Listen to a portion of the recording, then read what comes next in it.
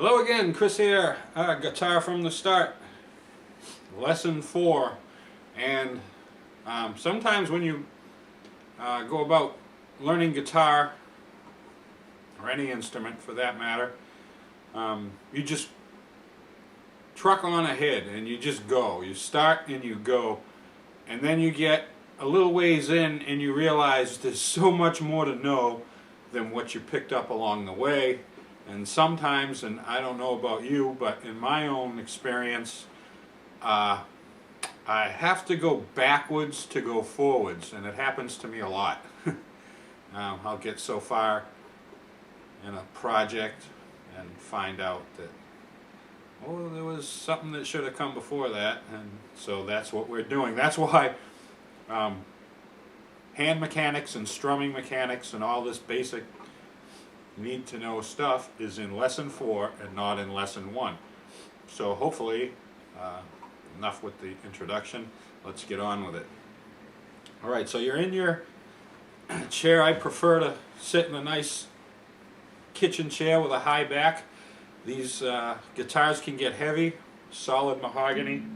Guitar body does get heavy, and so what I do sometimes is I pull my strap back just a little bit and I just pin the back of the strap to the chair, and I've got very little weight now on my shoulder and neck. And sometimes you need to have your guitar strapped to your body, because there are some positions I just cannot play unless the neck is in this position. Guitars are made to kind of be set right on your thigh here, and with the neck out straight like that, I could play everything I need to play, but it's not comfortable. It's not a natural position. So you want to get the guitar roughly like so, and so that your hand is natural, your wrist is straight with the forearm, your hand is straight, and the natural curl of your fingers hits the guitar like this. Flip your hand upside down and flip it up, and without moving your fingers at all, you see they just kind of naturally curl inward as you flip it up, which is called supination. This is pronation, so your hand is pronated. This is supinated. And then your fingers just rest on the guitar with your thumb approximately right in between your second and first finger, right on the back of the neck with the thumb, between the second and first finger. You don't want the palm of your hand on the neck. You want it to be off the neck. You don't want to be sliding your hand, the bottom of your hand, against the bottom of the neck. You want it off the neck. Fast movement. One way to help train your fingers, I guess you could say, is to start on this third string on the first fret, and with your thumb in the proper position behind your index and your first and second finger there, just sound each note down the fretboard, one fret at a time. So first fret, second fret, third fret, fourth fret, keeping each finger fretted as you go down. Don't lift it off, just keep it on there. Then switch down to the second string, right below the third string, the B string,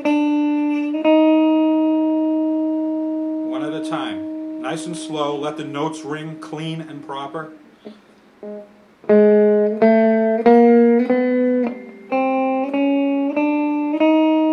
Then when you get to that fourth finger there on the fourth fret on the B string, slide down a fret, one fret.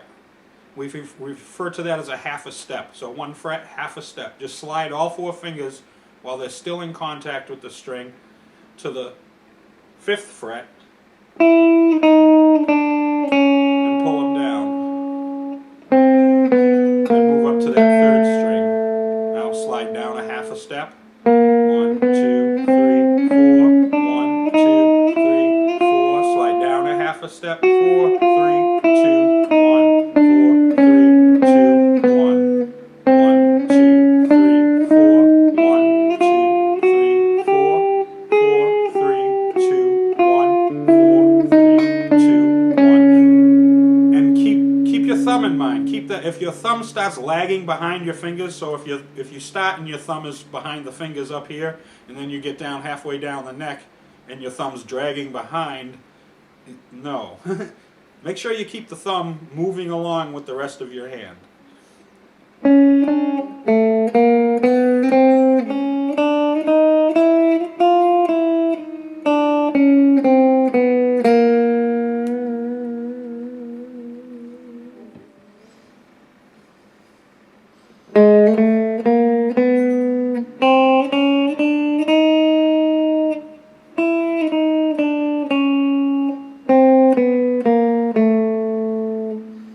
On the G string,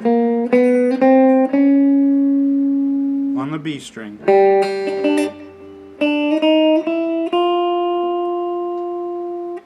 We're down a fret, a half a step.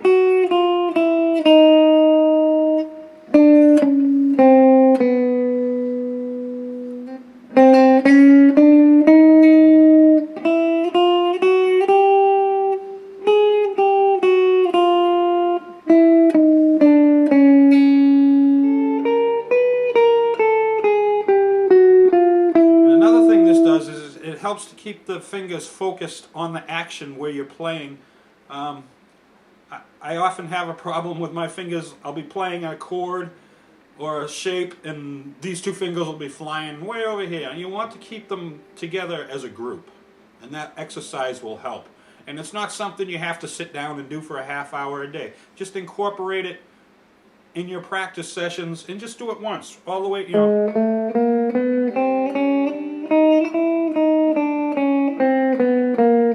Until you hit the 12th fret.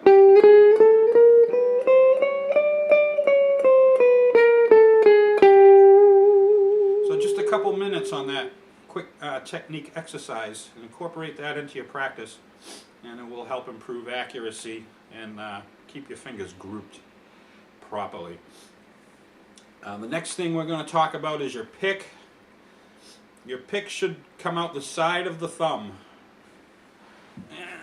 Like, kind of like, where is that? Like this. Right there. The pick shouldn't come out the top of your thumb. The wear on my pick, the way my pick wears, it wears evenly across the tip of the pick from holding it out the side of my thumb. You'll see some people that have been playing for a long time, the right side of their pick will be nice and sharp and crisp, and the left side of the pick will be all worn down, only one side of the pick worn down, because they're playing with the pick out the front of their thumb like that. See that? But keep the pick out the side of the thumb. The forefinger, hold it with against the side of the forefinger, and right there, like that. The picks I use a wooden pick. It has a little divot for the thumb. I use a wooden pick to play my electric guitar, and I use an amber pick to play my acoustic guitar. Depending on the song, sometimes I go to a bone pick. There's a couple songs I like to play with the bone pick. It really brightens it up. But your choice of pick can have a big difference in the tone of your guitar, and it's real common. I don't see too many people playing with thicker picks made of anything but plastic, but my wife bought me an assortment of different picks for Christmas this year, and I was just amazed at the tone I could get just by switching the pick. And now I have a nice little collection of I think they're the Dunlop plastic picks, the .73 with a little turtle on them, and I can't even play those anymore. I can't even hold them in my fingers anymore after using these wooden picks. They don't feel right, they don't sound right, and I've really become addicted to, you know, fatter picks made of better material than plastic, and they just do so much more justice for your guitar. So if you can get used to a better, higher quality pick than just the standard plastic, I suggest you try it, because it will make a difference in the way your guitar sounds. Strumming the guitar. The proper strumming comes from your elbow. You can pick and anchor your fingers to the guitar. Sometimes I do, you know, just to have a anchor for where my hand is. But as I go up and down the strings, it's actually my elbow that's controlling the pick position and not the wrist.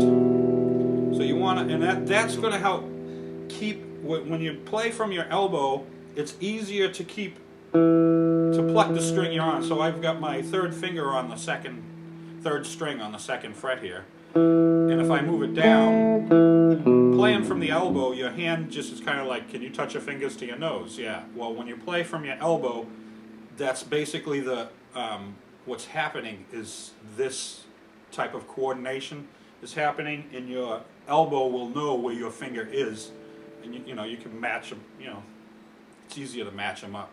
So if you're strumming from your elbow, definitely going to be the proper mechanics, and you'll get a much better sound than if you're, you know, just keeping your wrist still, picking with the wrist.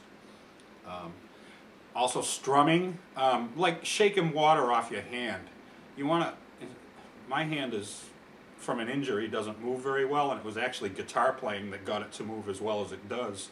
I learned to play guitar, and this hand was almost atrophic when I started, and my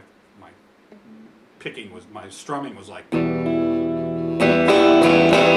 that, and I was the teacher I had at the time, a guy named Chaz, and he said, you know, just like flicking water off your hand, just like your hand's soaking wet and you want to.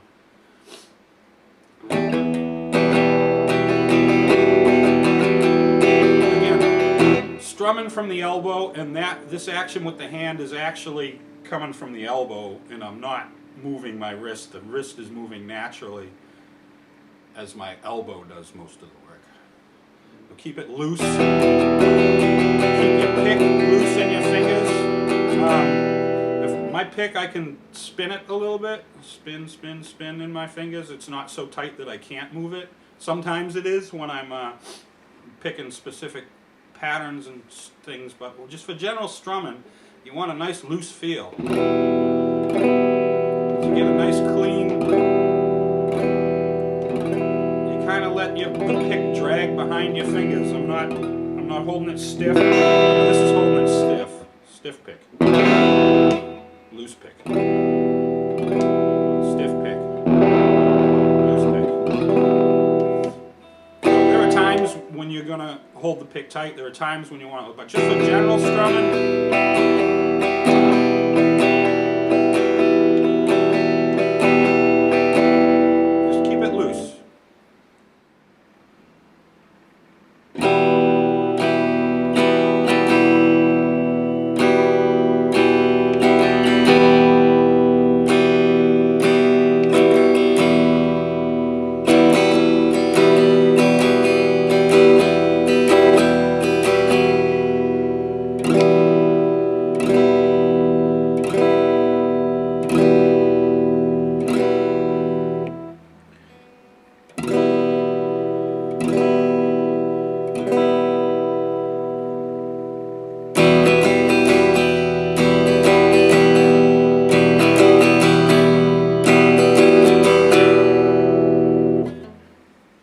just about do it for this lesson, strumming and hand mechanics. We'll see you at the next lesson. This is Guitar from the Start. I'm Chris, and have a great day.